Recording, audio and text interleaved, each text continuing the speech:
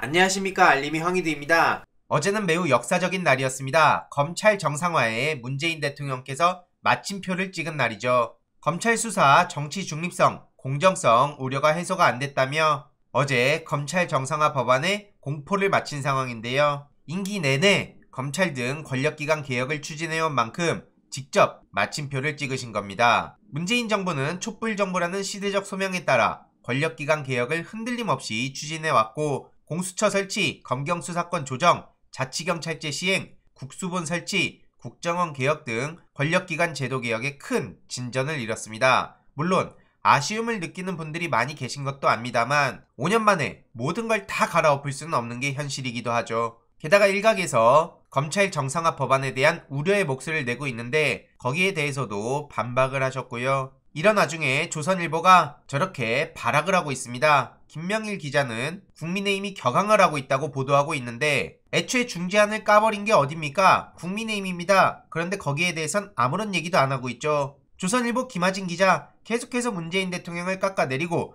윤석열 당선자를 띄워주고 있는데 문재인 정부 방탄법이요? 이러니 댓글이 7,000개 넘게 달린 거고요. 역시 길에 기다. 제목만 보면 어느 신문사인지 알겠다. 문재인 대통령 당선 공약이 검찰개혁이었고 윤석열도 검찰총장 청문회 당시 수사기소 분리는 바람직한 일이라고 답변했는데 이제 와서 저렇게 말 바꾸는 게 어이없는 거 아니냐, 이런 비판까지 나오고 있습니다. 김건희 CCTV나 까보라 이런 얘기까지 나오고 있죠. 최근 김홍걸 의원이 김건희 공간 방문 논란에 대해서 CCTV를 공개하면 정리될 거다, 이렇게 목소리를 높이기도 한 바 있습니다. 개를 끌고 공간을 방문해서 장관 배우자에게 둘러볼 테니 잠시 나가달라, 이런 얘기를 해서 논란에 휩싸이자 법적 대응에 나서겠다고 얘기하지 않았습니까? 논란을 깔끔하게 정리하려면 CCTV를 제출받아서 공개하면 된다, 이런 얘기입니다. 여기에 대해서도 많은 시민들이 비판의 목소리를 내고 있는데요. 송영길 서울시장 후보도 김건희 행태와 윤석열 쩍벌을 보면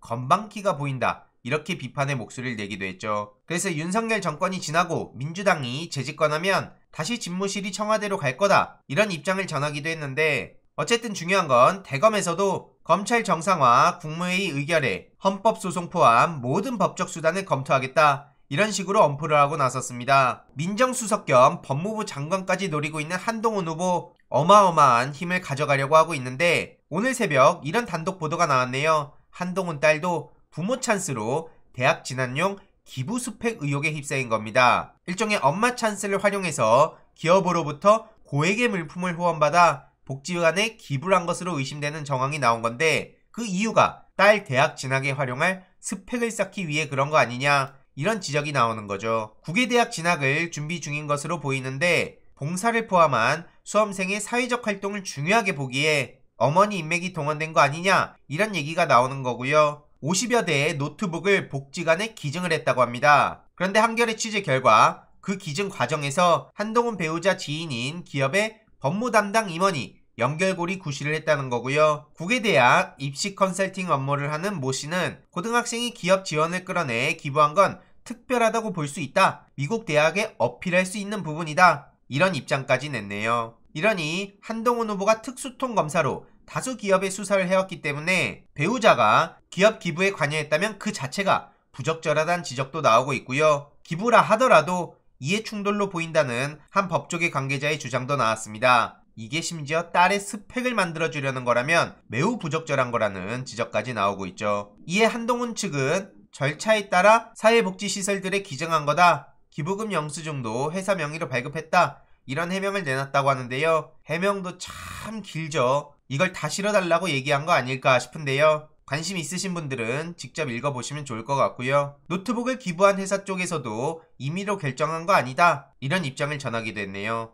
해당 소식을 접한 시민들은 폭발했습니다. 스펙 쌓기에 별 수법이 다 나오는구나. 몇 푼 아끼려고 주소지 옮겨가며 세금 탈세하는 자가 자기 자식을 위한 범죄도 서슴지 않지, 라면서 압수수색 언제 들어가냐, 조국 전 장관 때와 비교하는 목소리가 당연히 나오고 있습니다. 조국 전 장관 집 앞에서 낄낄대던 기자들, 한동훈 집 앞에 가선 왜 이런 모습을 보이지 않는 건지 묻지 않을 수가 없고요. 조국 전 장관은 주변인까지 100군데나 압수수색을 당했는데 한동훈 후보는 왜 잠잠한 겁니까? 검찰 출신의 실세 중의 실세라서 무서운 겁니까? 세상에서 가장 강력한 찬스는 아빠 엄마 찬스도 아닌 검찰 찬스라는 말도 괜히 나오는 게 아닌 듯하고요. 기준대로 압수수색 들어가야 되는 거 아니냐? 딸의 중2 시절 일기장까지 들여다보려 했는데 지금 한동훈 딸 일기장은 어떻게 대응할지 많은 시민들이 관심을 가지고 있습니다. 게다가 최근 윤석열 당선자는 대통령 집무실을 2개 만든다. 그 이유가 어디서 근무하는지 모르게 하려는 거다. 이런 얘기가 나와서 아주 어처구니가 없다는 반응이 나오고 있고요. 국방부 신청사 2층과 5층에 각각 두는